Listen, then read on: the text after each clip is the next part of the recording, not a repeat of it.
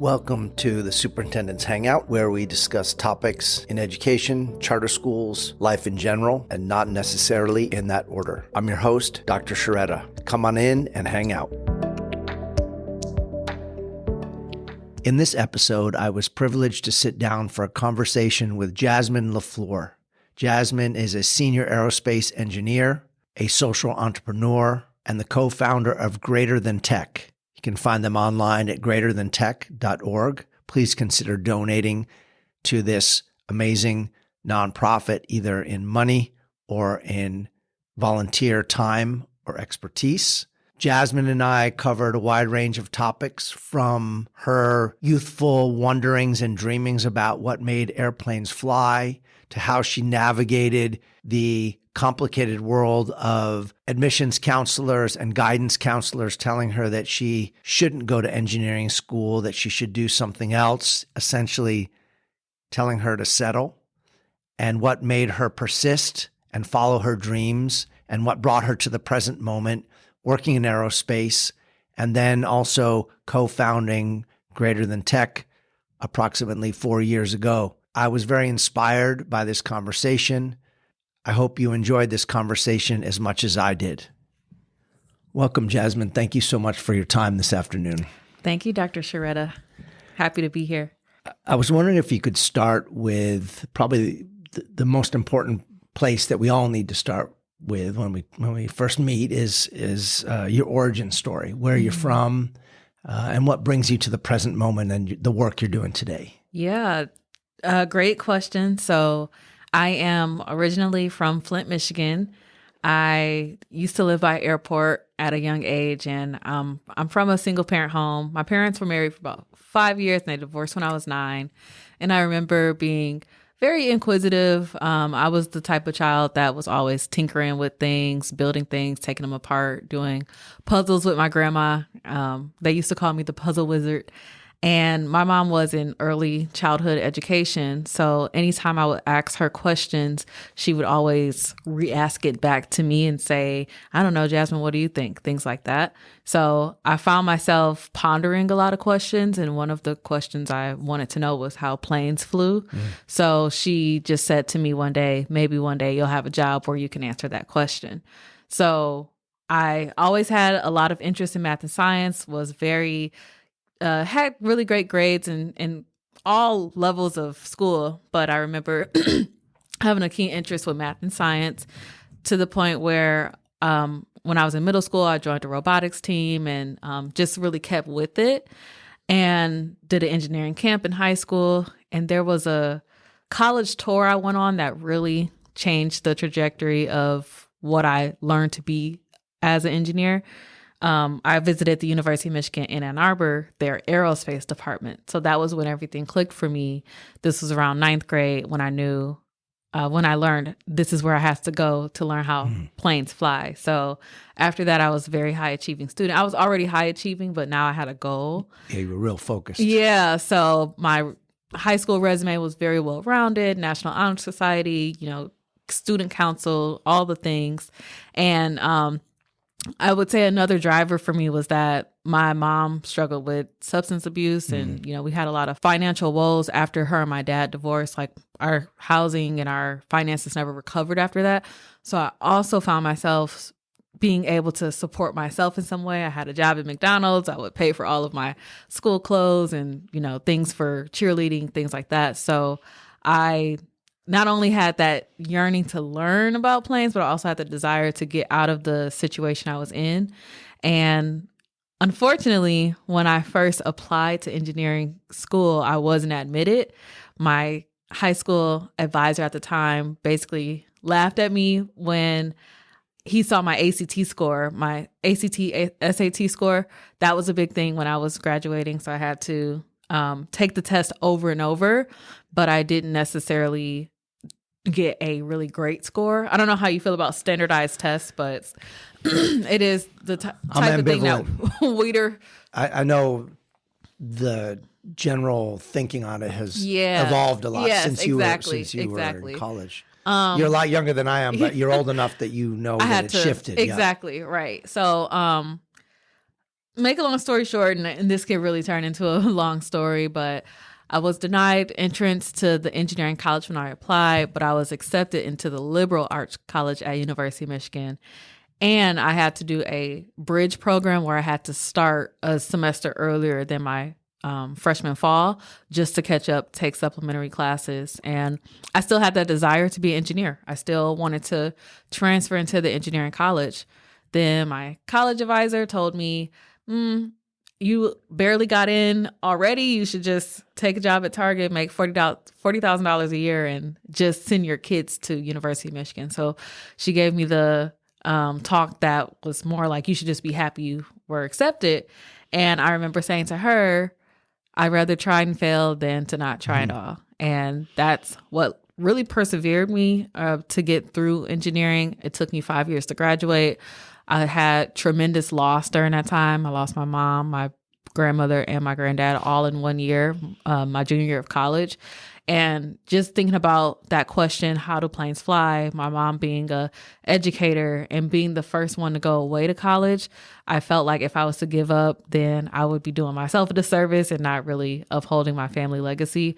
So I eventually graduated. I eventually got a job. Things were great. You know, I feel like I conquered my childhood ambition. But when I got into industry, I realized that, you know, a lot of people didn't look like me. I felt like I was marginalized at times. People wanted to touch my hair and, you know, made me feel othered. And one of the things that my manager told me when I was working, at this point, I'm first year into an aerospace career. My manager said, well, what do you want to do? Do you want to be in technical or do you want to be in management? And that's really a question that all engineers get when they first start. And sorry to interrupt. Does that helps determine which path you go? Yes, Okay. exactly. So technical, you could be the person who maybe eventually gets a PhD in one specific discipline or just focuses on one specific technology. Management is obviously managing people. And I remember saying to him, both. So he said, oh, well, maybe you should get a master's in engineering and an MBA when you become a manager. And I found a dual degree where I could do both. And it took me 4 years to do that. So as I was in my MBA program, I was in a different role where I was the chief of staff to the VP of engineering. And that role gave me a lot of insight to what is important to executives, what's important to our customers. Just to give you context, the type of customers we had were Airbus and Boeing and Mitsubishi. We are a tier 1 supplier, Collins Aerospace. That's where I currently work, and that's where I've been working. One of the things that my VP said to me, what helped me get on the entrepreneurial path, was that engineers don't understand cost and engineers don't understand business. So me being in my MBA, being a chief of staff engineer, and seeing the pain points that my VP was experiencing made me realize, hey, why don't we learn about entrepreneurship or business at an earlier age? And another aspect of that is I was also a part-time robotics instructor with my co-founder, Dr. Brittany Wheeler, at Elementary Institute of Science. So there's this whole other element to my life where I was helping middle school girls get ready to compete at a robotics competition. And I saw that the girls who looked like us weren't really as engaged with the robots as the girls who had parents who knew about STEM and they had a little bit of more knowledge about it in the home. And I don't know, it just felt like we were preparing them to compete with affluent boys for what? Like, what does this gain in the real world? So we decided to do Greater Than Tech, where we focus on engineering and business, or engineering and entrepreneurship, so students could see that real world applicability of engineering. And, when I think about my role with my VP, I was thinking about, why didn't I learn this at an earlier age? And sometimes I would joke and say, if I knew about entrepreneurship at an earlier age, like, would I have made the next SpaceX? So just changing that dialogue, or letting students know that engineering can lead to more than just a corporate job. You can actually create and innovate products, is really important for me. And that's kind of how I got to founding Greater Than Tech and what I'm doing. Well, thank you for sharing that inspirational story. I was getting goosebumps over here. I thought you were going to say your challenges were going through an engineering program, and then when you talked about the personal challenges during that year, where does that resilience come from? Because the childhood that you described sounds like it was enough to knock most people off track and never get back on track. That's a great question. I think because I was treated with a lot of like love and patience and always given positive affirmations when I was a kid. Like, they called me Puzzle Wizard. My family thought I was so smart and so great, and they made me feel that way. It was almost as if I had this confidence about myself when I was a kid because of how my family treated me.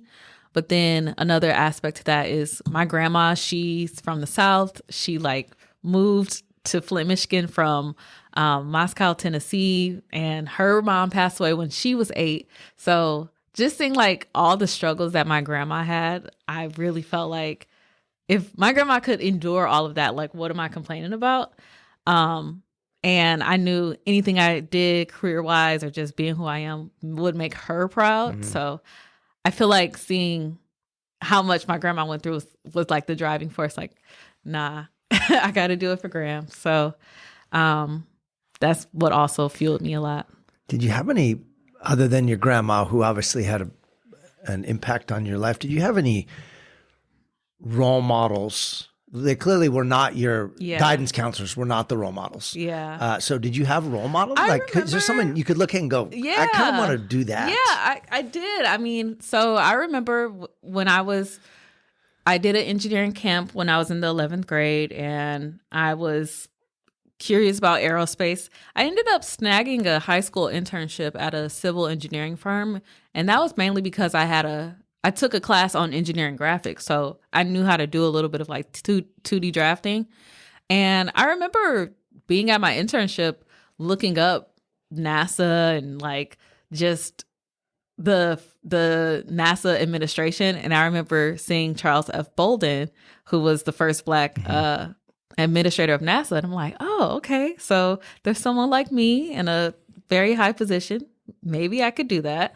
And I would say I looked up to him. I read his old bio, Mae Jemison, her as well. So just seeing Black figures in high spaces, no pun intended, was who I would say I looked up to. And then, I mean, you said not family members, right? No, I mean, including family. I mean, I know you mentioned your grandma, but... Yeah, I mean, I think I'll say Charles F. Bolden and Mae Jemison were the two people I was eyeing a lot and reading up on their bios and just seeing how much they persevered and seeing them as, the first. So those two. And Flint, Michigan probably makes you tough too, right? Oh, yeah. There's so much to be said about Flint. A lot to be said. Oh, yeah. I don't want to go down too much of a rabbit hole, but when I saw that on your bio, I was like, okay. Yeah. It explains also resilience, right? Strength. Absolutely. And even when I think about Flint and home, like the embodiment of what success was go to college and get a good job. Yeah.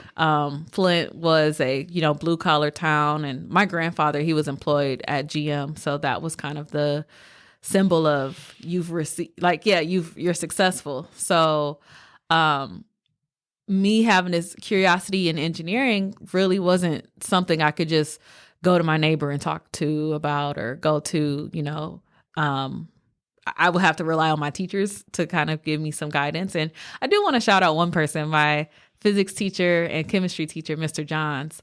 I remember when I was applying to colleges, I had this whole list of like these different schools and pros and cons, and University of Michigan was the dream school. And I had this list of all these other colleges for different various reasons. And he just pointed to University of Michigan and he's like, no, you deserve to be there. You can do this. So he also was a good person that like influenced me to think of myself in a higher light. So shout out to Mr. Johns, wherever you are. Yeah. I still talk to him to this day. That's too. Great. Yeah. I've had other guests on here and we talk about their mentors, right? And sometimes they've acknowledged the mentors, sometimes on the show. And like you, they're in touch with them, and other people never have reached back out to their mentors, and I go, you gotta, time's Yeah. ticking. No, You gotta talk seriously. to people. And I think especially me having found a nonprofit, working with kids, I see that full circle moment for myself, because my first college tour was with a nonprofit that I was a part of. It's called the Carrera program. It was built to pretty much help students, at-risk students, like not get pregnant. Like basically from hours of 3 to 6, I think there was a statistic where that's the pregnancy hour. Yeah, those are the hours. So they had us doing different activities after school. Going on college tours was one of them. So I got to shout out Miss Michelle, Mr. Domino, Miss Heather, because they were the people that took me on that tour to even get inspired. So I feel like I'm doing the same thing by passing the torch to the kids who are a part of GTT. So let's talk about Greater Than Tech.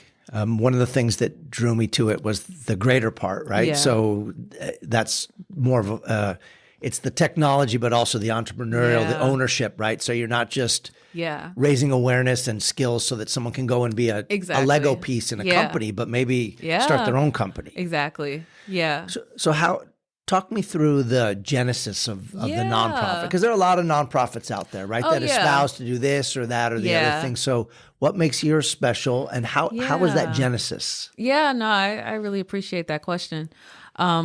I spoke a little bit about it when I think about Dr. Wheeler and I being the robotics instructors. We also, another aspect to that story is that both of us were working on so I was in my MBA, Dr. Wheeler was doing her doctorate, and we entered a tech startup competition while we were these part-time robotics instructors and these full-time engineers. So one of her professors said, oh, you should enter this competition. It's for extra credit. I don't remember like why we did it, but we came up with a sensor idea that would help women get away from potential attackers. If you're walking at home at night or you're, in an unfamiliar place, it was basically a sensor you could put on your book bag or your purse that will let you know, like, if someone's behind you. And we had a friend who had, like, sexual harassment. She was harmed. So that was what made us think about it.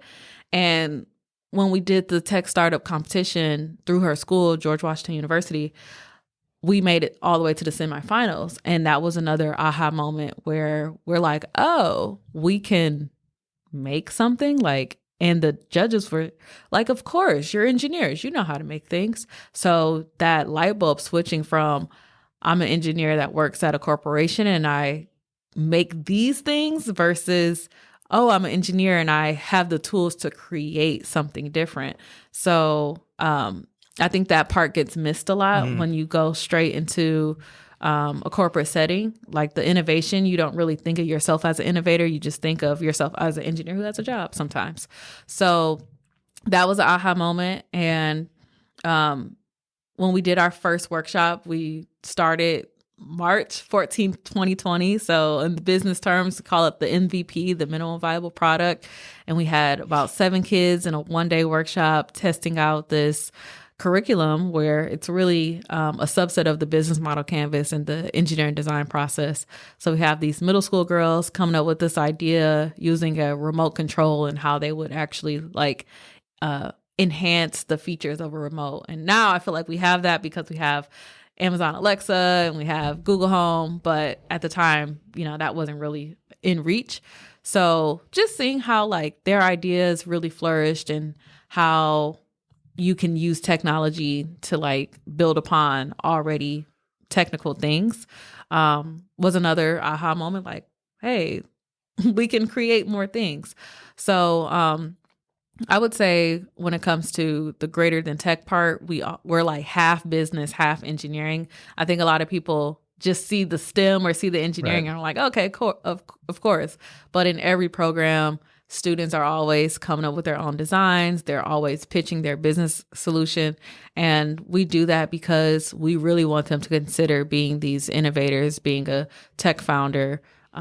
Because I personally think it's important for more marginalized people to have ownership of their ideas. And the more we can get them thinking about that, the better we can see more patents, more trademarks, more things in the ethos of, Black and brown creators. So on your website, you talk about promise zones. Yeah.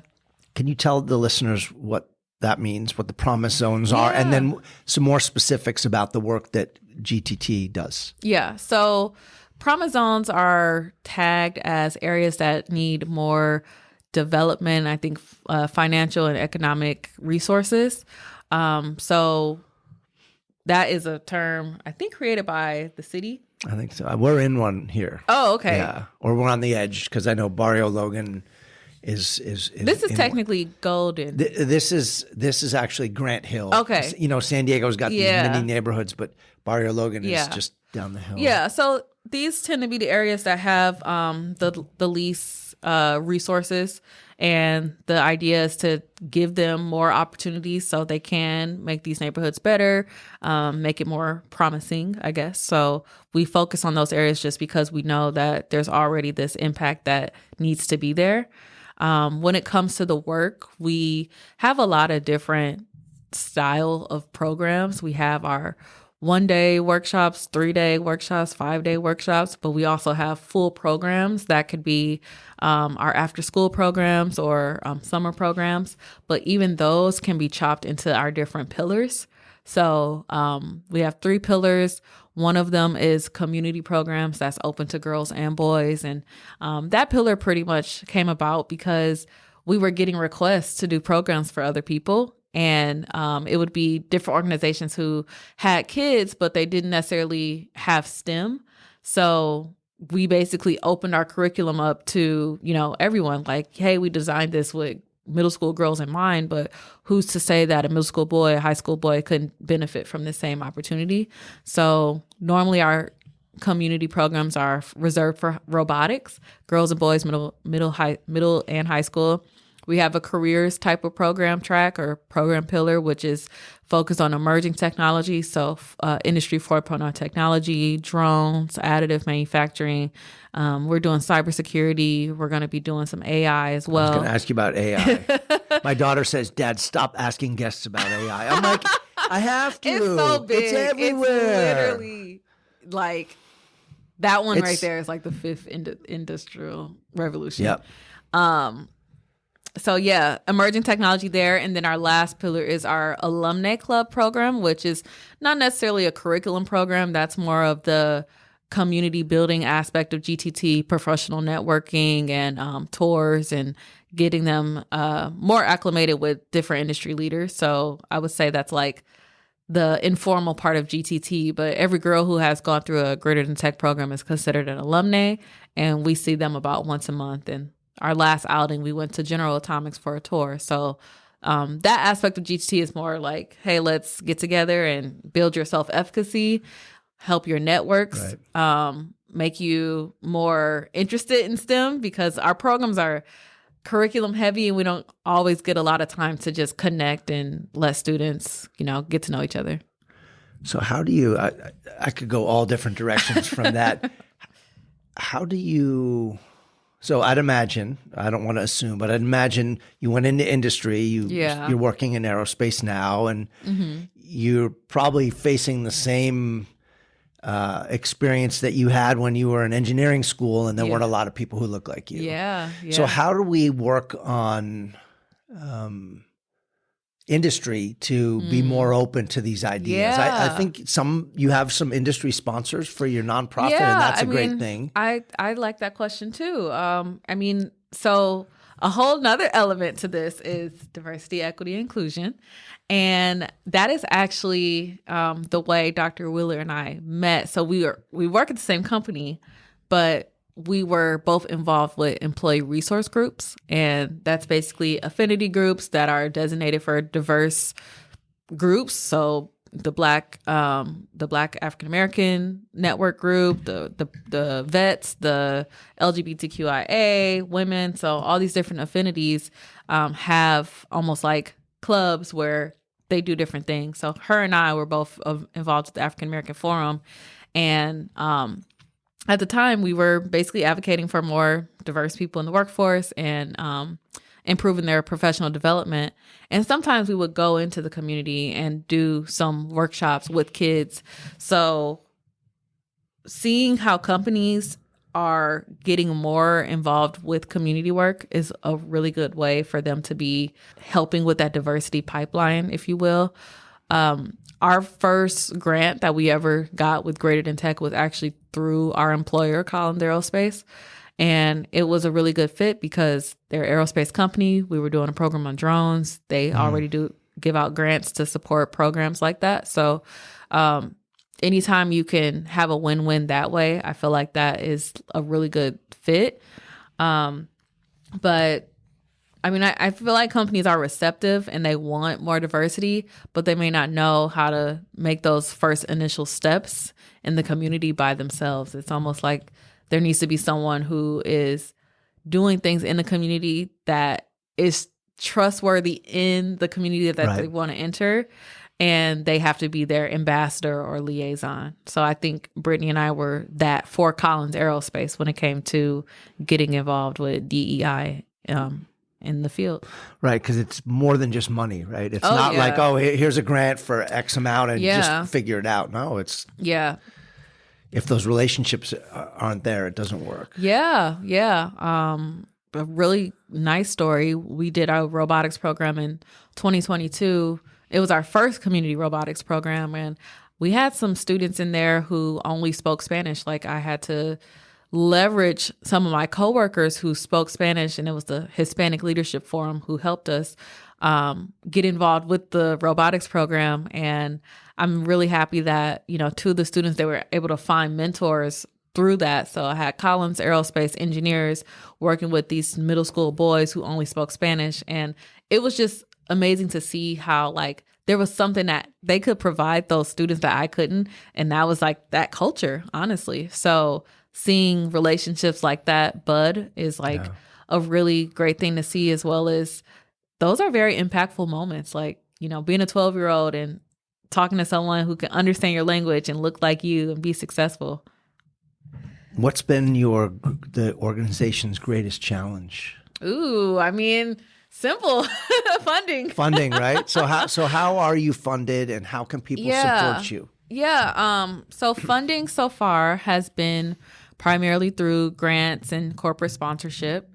A lot of our grants have been through one-off programs. So like I mentioned, the community robotics program. That program is probably the most well-received only because it serves a lot of students at once. We normally are working with 60 kids at one time, and we have been able to hire interns. So giving college interns their first technical job experience, it's almost like double the impact. So that's primarily how we've been funded, through like San Diego Foundation. Like I mentioned, Collins Aerospace have supported us, Qualcomm, General Atomics. So those one-off program grants definitely help. But it's been a struggle trying to find that recurring sponsor or donor who's going to be there, every step of the way. And I'll even say for our alumni club, since that one isn't really a full-on tech program, that one has been the hardest to fund. So we did our first fundraiser last year, Tech Over Tapas, specifically to try to raise money for that group. Like an evening. Yeah. It was like, small plates. We had our students pitching. They did a capstone presentation. Oh, that's cool. It was really cool. I'll have to invite you I'd to love the next. to go. Yeah. So funding has definitely been difficult, and Dr. Wheeler and I were still engineers, so being able to balance GTT with work and having a fractional team has been a challenge. Is that what you call being understaffed? Yes, we're a fractional team.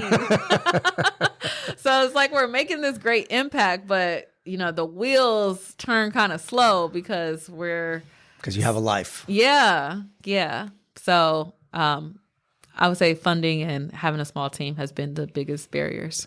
So people can go to your website, yes, people can go to our greaterthantech.org. website. Yep, .org. There's a banner as soon as you go to the website that says donate, or you can go to greaterthantech.org /donate, and it'll get you there. We have all different ways to donate. We have PayPal, we have Cash App, we have We don't have Venmo for some reason. But if you just look up Greater Than Tech, you'll find us, and there's a way that we would appreciate getting your support. And even outside of money, I mean, time as well. We're also looking for tours. If people can have tech, that's really cool and hands-on and engaging for students. We'd love to go tour your company or your office. So when you started, you mentioned that you like to tinker. Yeah. When you were a kid, and hence the name. What were you, the puzzle? Puzzle wizard. Puzzle wizard. Puzzle wizard. What do you think schools can do? Because I'm always looking to see how we can improve, right? Yeah. Especially when I meet inspirational people like you who have overcome significant barriers and kind of always had this genesis from the time you're a kid and how that connects all the way through.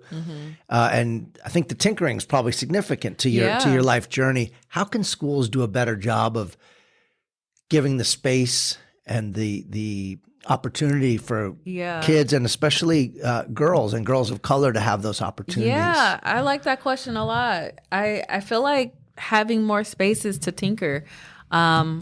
I saw this thing on TikTok about like playgrounds, like the next generation of playgrounds, because are kids still going outside and like getting on the slide and stuff? I think, I don't think they get on swings anymore, because those are probably too much of a liability, right? And the slides, I don't know. They send them down onto rubber mats. Okay. So, it's changed a lot, right? It's and changed lawsuits a lot. have done that. Technology, everyone's got their head down looking at their phones. But something that happened to us, we had a news segment with KPBS, and we brought some of our old robots.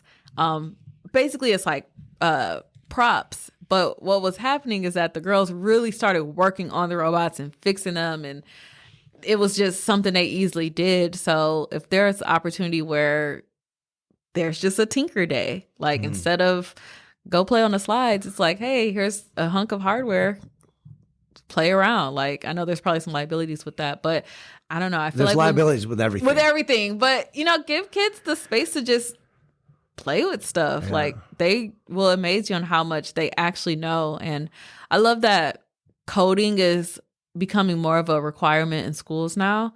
They pick it up so quickly. And I know that there's a lot of talk with AI and how that impacts school and, plagiarism. But I feel like schools could just have tinker days, tech days, where tech is just out in the open for kids to explore and play with.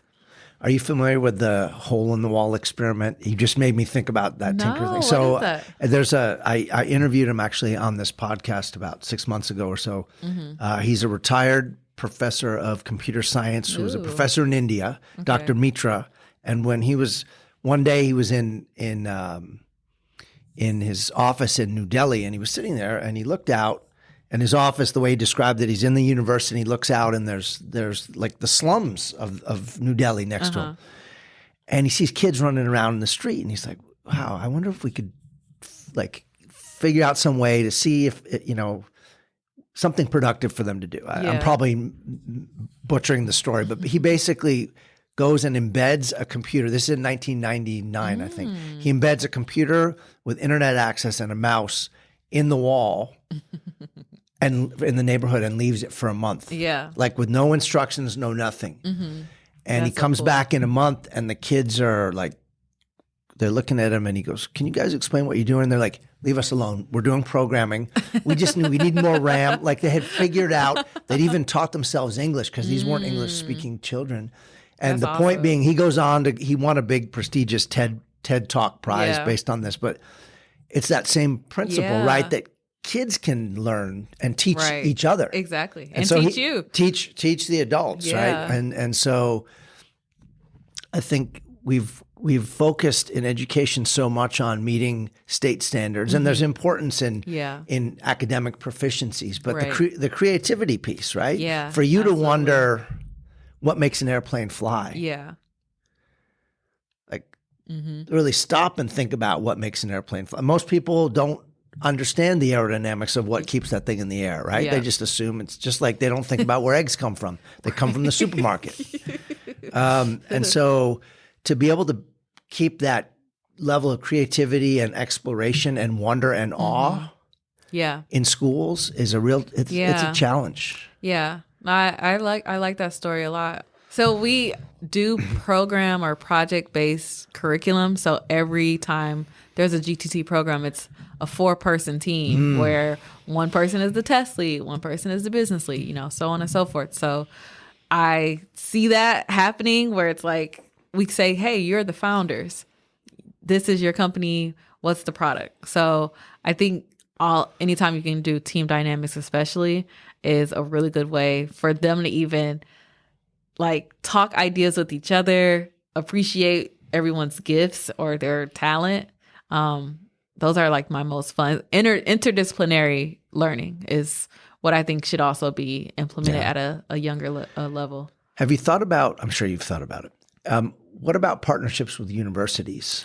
Yeah, absolutely. So we did provide a program to University of San Diego. They have a program in partnership with San Diego Foundation called Biggie Black and Ingenious Initiative. So we were able to come in and do a 1-week camp and, same model. The thing is, our model doesn't change, but the technology can change. And I think anytime you can get younger students on a college campus, it also opens their eyes to the possibilities of where they can go.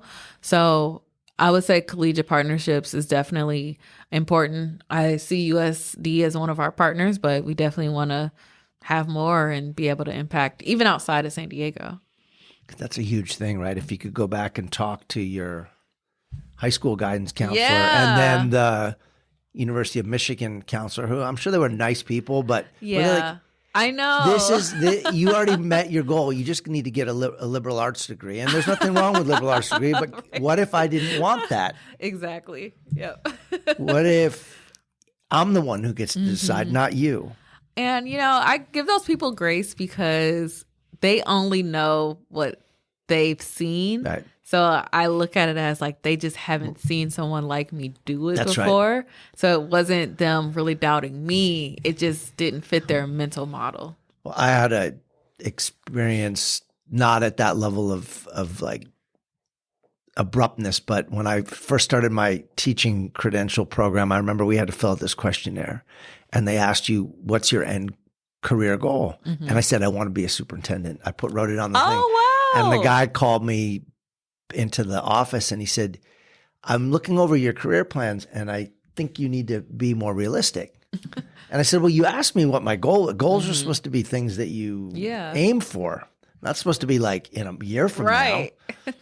So he's like, well, why don't you say you'll just be the best teacher you could possibly be? And I said, that's great. I want to be the best teacher, but you asked me my long-term goal. So, and I think, he's a part of the system. That's amazing. He was just doing what he needed to do. And probably your guidance counselors, someone had told him a long time ago, look, if people come in and they're shooting for the moon, try to bring them back because it's going to look bad on you if they fail. Yep. And so it's that balance, right? Like being realistic. If someone has no chance ever of achieving a goal, like if I told you I wanted to learn ballet, if you've seen me dance, you'd be like, so there are some limitations, but especially when you're just starting out and you have the passion, you should be able to go as far as you can go. Wow. I'm so proud of you. Yeah. Well, it took a long time, but you got it. It took a long time. So I wanted to ask you, let's see, I have a number of different areas that I could go on this. Where do you think the GTT work will be in 20 years' time?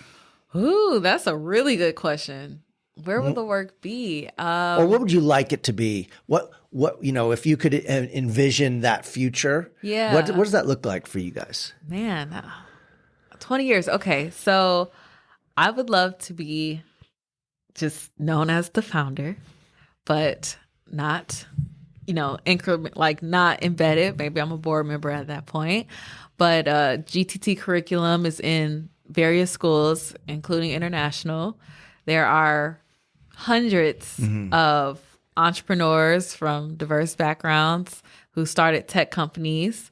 There are maybe, I'm going to say, hundreds of GTT chapters. And, I don't know if it's still going to be fractional teams, but maybe they're full teams or small teams all over the U.S.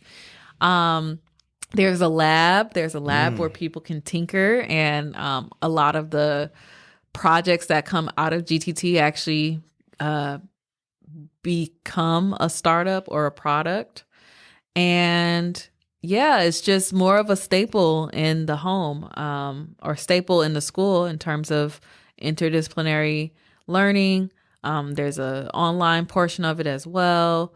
There are startups founded through GTT alumni, and it's just ubiquitous. People understand what it is, and they're excited to be a part of GTT. See, there you have your 20-year strategic plan. That's a great question. And all those things are entirely possible. So anyone out there in industry partners and people who want to help make that happen. And, I think on some podcast, I don't know, I can't remember if it was you or your co-founder. So I apologize if it was her, but the comment was made that someone said to you or her, wow, you work for a nonprofit. And the answer was, no, I co-founded it. It was you. Was it you? It may have happened to her too. But so because I was looking you guys up on the podcast sphere out there. Yeah. And it was like, yeah, I do work, but actually I work in aerospace, and I co-founded that. Yeah. So do you get that a lot where people are like, how's that nonprofit? Do they treat you well? And you're like, I'm part of the fractional team. Thank you for asking me that, because there are so many conversations I have and like moments that may make me like shift or realize the impact that we have. 2023 was the first year that Dr. Brittany and I were not in the classroom. Like, we had interns, we had actual teachers teaching our curriculum to students. So this is 2023 is the first year that I wasn't as hands-on with the students. I normally know every single kid by name and parent and everything. So even how those students showed up, we were partnering with Gompers Prep, and they surprised me. It was my birthday. My birthday is June 21st. We were doing a robotics program, and some of the kids signed the card, and they said, "Who's Miss Jasmine? Oh, she's the leader? Oh, she started this?" Like, they didn't realize that Dr. Wheeler and I were the co-founders. They thought we were just like staff members. So what you reminded me of is that even to this day, like, the impact we have as the founders, the leaders of this organization versus, hey, we work for this organization. Because that's what they think of. They're like, how old are you? Like, how do you do this? So that shift of identity of being known as a leader, but also how it impacts the students, because it makes them realize, like, oh, if Miss Jasmine can do this, I can do it. Yeah. What do you do for relaxation? I'm just wondering. I thought I was sitting here going, I need to relax. I'm like, now. So she probably doesn't have much downtime. Like, how do you find your re-energizing power so that you can go back and do this work and your day job? Yes, I need to be completely unplugged. Don't call me for 24 hours. I need to go to the youth spa, get a pedicure, get my hair done, get my nails done, get a facial. Like, everything about me when it comes to relaxation is full on like spa and luxury. So that's my favorite way to decompress. But outside of that, I mean, I like to do some yoga, some Pilates. I like to eat good food. I love to travel. Travel is probably the most therapeutic, like, to just get away. But when it comes to recharging, I'm going to be at the spa. And the travel piece is a role model thing too for kids, right? Yeah. We have a lot of students locally who might be able to see the ocean from the hill near their house and have never been. I was surprised at how many students, like, we go to different places. We went to Petco Park for Innovation Day. This organization called Connect. They make the Petco Park area like all about tech and biotech and, science. So we invited some of the GTT alumni to go to the Innovation Day with us. And a few of them were like, oh, we've never been to Petco Park. So a lot of things happen like that where I think I'm taking them to some place they've been before, whether it's a college or a Petco Park. And they're like, wow, we're just happy to be here. So I'm like, wow. I think it's a combination of factors, right? What you were mentioning before with young people not going outdoors anymore. Yeah. And then there's some economic realities. There's parents who work all the time. And so the students aren't necessarily allowed to. Right. If you're as old as I am, we hopped on a bike and we just rode away. I'm not sure my parents really knew where we were half the time. That's not a thing anymore. Right. Yeah. And so families tend to be, their radius is really small. Yeah. Yeah. Yep. And you'd be surprised how much experience and like life they get outside of the home when it comes to programs like this. I feel like my sphere of influence when I was in middle school was the Carrera program that I was a part of. And that's where I met kids from different schools and kids from different cultures. So, nonprofit work, working with kids, like it's literally life-changing. Yeah. Yeah. Everybody thinks that it's life-changing for the kids, and it is, but it's also life-changing for the founders, right? And the people who are doing that work. You've been very generous with your time, and I have just two more questions for you. The first is, what does your current self, I'm not going to ask you how old you are, but your current self tell your 12-year-old self about the future and what's coming down the road and what decisions to make? Yeah. Man. Okay. 12-year-olds. I guess I would be in middle school. I honestly would probably tell myself to not play it small. Like, although I accomplished all my goals, I feel like I hung out with people who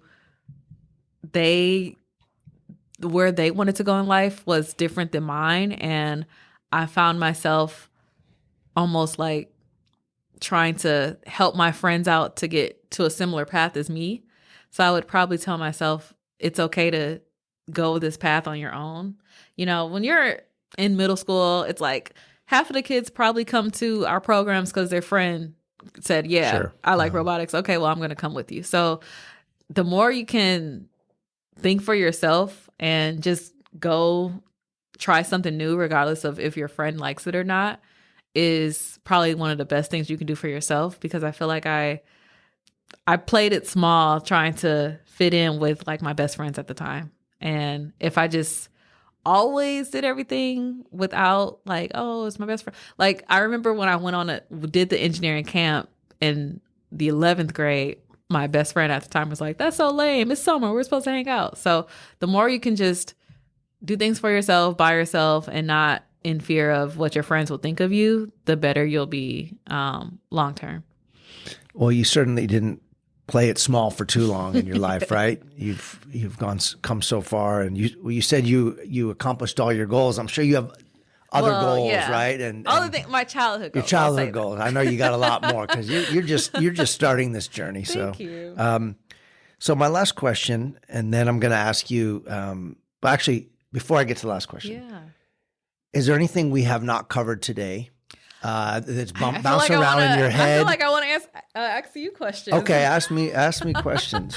So in your opinion, or just what you see of the landscape of education, how important is STEM in the classroom, and how important is entrepreneurship in the classroom? Well, I think they're both incredibly important. Getting away from I think we suffer from an acronym overdose in education and in society. People go, oh, it's STEM. Well, they haven't even really stopped to think about it. And a lot of people added an A to STEM and had the arts piece. I think that's also important and really interrelated. Yeah. But the United States is still, from a creativity standpoint, you know, your iPhone is engineered here, manufactured overseas, but engineered here. Yep. And we still lead the way in patents, for example, around the world, even though there are countries with populations that are 5 and 6 times what we have. Yeah. So that's still an American thing. But if we're not emphasizing that in school, and then also emphasizing the entrepreneurial end to where there's an ownership piece, we risk continuing to disenfranchise communities where people could really be empowered. Yeah. And so to me, it's vitally important. I don't think we do enough in schools. It shouldn't be that just at a school that's a STEM academy that students are exposed to these STEM concepts or to role models or to opportunities to tinker. Yep. It should be everywhere. And it should also be outside of school, right? It should be in life. Like you can go to the San Francisco down at the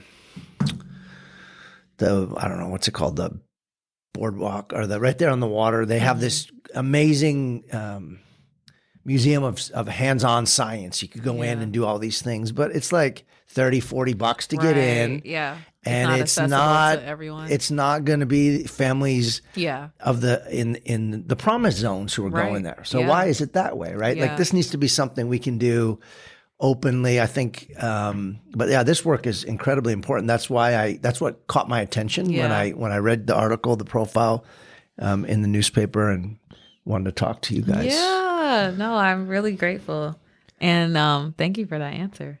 Yeah, you got any other questions? Well, it might be specific to Albert Einstein, but whatever occurs what to you. Opportunities do students have when it comes to entrepreneurship in the classroom? So I think the opportunities around entrepreneurship are still pretty limited. Yeah.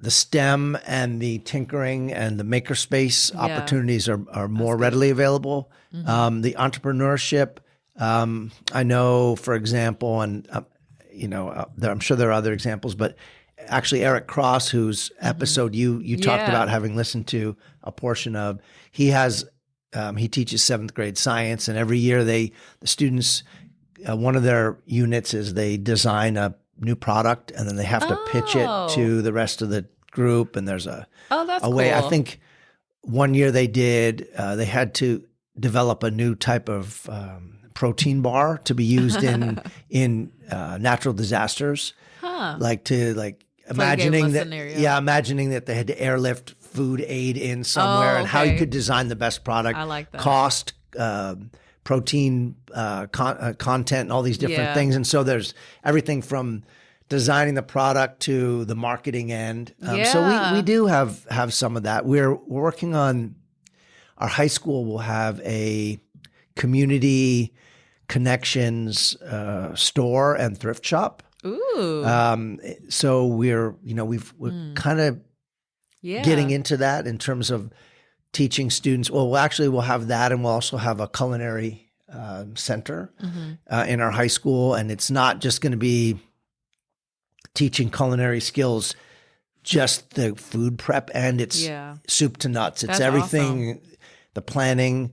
You have a lot of opportunities. We have opportunities. I think we can always do more.